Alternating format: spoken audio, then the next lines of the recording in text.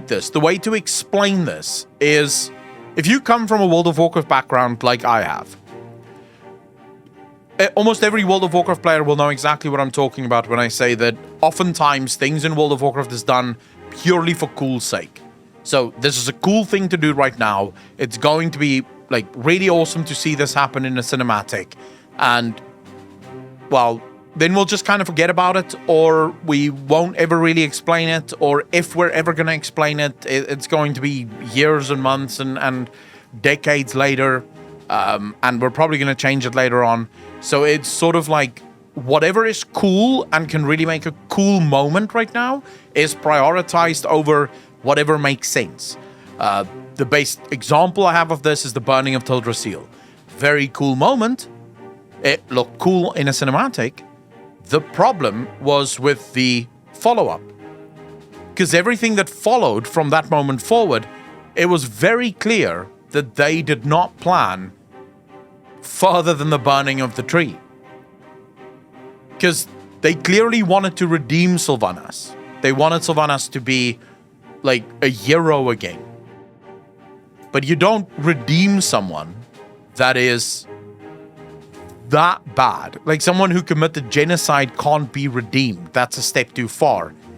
It would be, and I haven't seen it yet, maybe they managed to do it. But right now, based on the Yotsuyu that I have met in this game, I do not see how Yotsuyu reaches redemption. Unless they can show that everything that Yotsuyu have done was actually for the Doman people. So I had this weird speculation theory when we first met Yotsuyu, where I said, what if she's trying to rile the Domans up? So she is using this sort of unobstructed evil to rile up the Domans, and she never sees them being riled up. She never sees them actually getting angry, and that annoys her, right? The entire strong, thanks for the first time chat, dude. Really appreciate that. Welcome to the stream. Thank you, thank you, thank you. That would be something that would make sense to me. If they described it that way and they made it make sense, that could work. But overall, someone like Yotsuyu can't really be redeemed. Her evil is beyond the pale of what people would consider or accept as redeemable.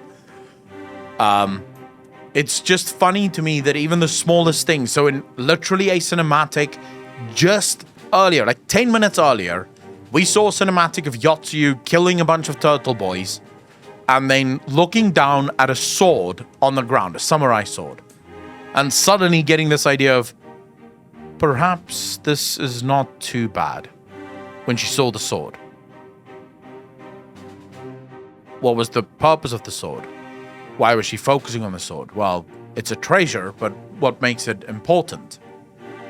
And then they just say, Xenos, the lord that she serves here, is fond of these blades. He only fights with these blades. So she giving him this most noble of samurai swords from the Kojin, right? I think it's the Kojin.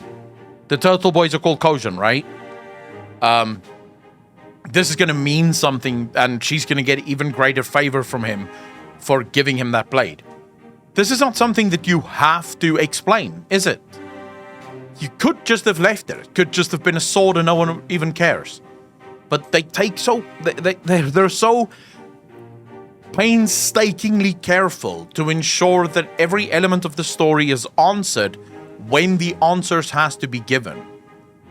Obviously, there are questions that is created that only gets answered later on, but in this, a lot of the answers that you need right now for the story to make sense, like it's actually bonkers the more I think about it, because as a director for this story, you not only have to make sure that everything makes sense, but you have to make sure that things make sense when they need to make sense.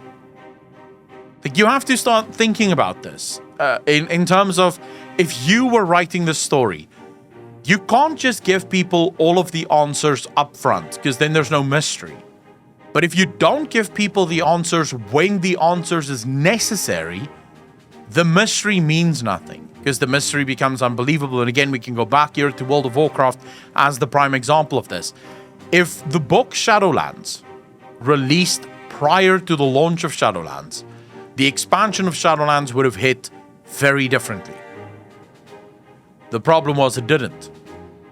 The book Shadowlands launched at the end, so it was basically trying to retroactively explain something that had already taken place. Players were already confused by a number of things within the Shadowlands. Explaining that after the fact doesn't make a good story. It just means that now players go, oh my fuck. So, you know, whatever. This should have been given to me way beforehand. So Yoshi P and his team, and I'm sure Ishikawa probably has a lot to do with this as well, that they basically know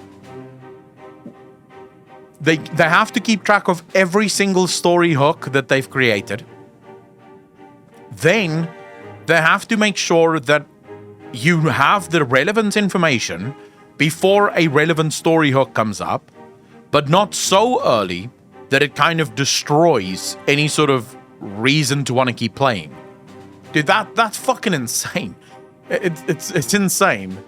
Wait, let me just quickly see this clip. But you don't redeem someone that is that bad. Like, someone who committed genocide can't be redeemed. That's a step too far. Agreed. So we're basically keeping this. You want me to remember this for a future point in the story. All right, we'll keep it on Reddit. Keep it safe and sound so that we can look back at this when the time is relevant. I don't know, my mind is blown every single time I see small things like that, and I realize for a lot of players, this isn't even gonna matter. Like, a lot of players can be like, dude, just fucking enjoy the story.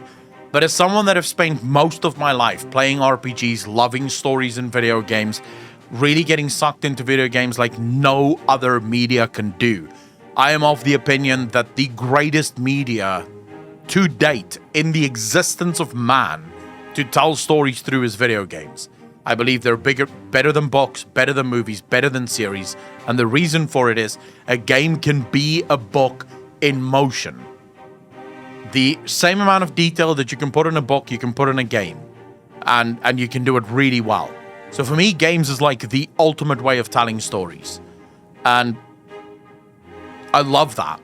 And to see the way that they carefully weave this just tapestry of a story together without missteps. Like, there's no missteps. There's not a single point so far in all of the years of content I've already played where I looked and said, oh, that did not make sense. Fuck, that really didn't work. Not a single time. Every single time there's been a question, every single time there's been a hook, I have understood exactly what has happened. There are moments where I go, wait, what just happened? And then it's explained like 5 minutes later. Or sometimes it's explained like a couple of patches later. Right? There's never a point where something huge have happened and I have gone, why did that just happen? And then I never get the answer to why the fuck this has happened. Just never. The sight you will see, the sight you will see. I'm looking forward to it. Final Fantasy is awesome, and Ishikawa is a goddess. Aquaman, also hello and good evening. Grand Nagas, how you doing, brother? The Witcher, Hearts of Stone, best story ever made. I can agree with that. Hearts of Stone is absolutely incredible. I'm literally waiting for The Witcher, the remake of The Witcher, you know, the PS5 and Xbox Series X version, so that I can play it again. And Charizard, retcons is fine. I haven't really gotten a retcon yet in FF14, but retcons are perfectly acceptable in MMOs.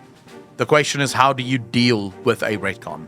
Do you approach the retcon carefully to make it as un-retcon-y as humanly possible, or do you just willy-nilly dive into it, you know? Well, just blows my mind in that idea that it's not story focused. For me, story is a huge part of gaming experience. The fact that that's lacking in WoW feels wrong. Not all games need a story, bad gamer. You can absolutely have games that have no story, and that's fine. right? Or you can have games where the story really is second rate to the gameplay. Again, that is fine, but you have to make that decision beforehand. Games like Call of Duty, Battlefield, they've made that decision. Story for them is not important. They will add a sort of story mission just so people get an idea of where they're fighting right now and why they're fighting right now. But the story really is just to enable the gameplay and enable the location in which the gameplay is taking place. The story is not important for the game to work. Whereas, another good example of this would be Mortal Kombat and the sort of universe of the Mortal Kombat IP. The story in Mortal Kombat simply serves as a way to explain why these people are fighting the whole time.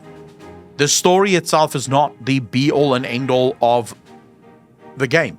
And MMOs can work the same way. You don't have to focus on story, but then you have to make that decision ahead of time and make sure, right?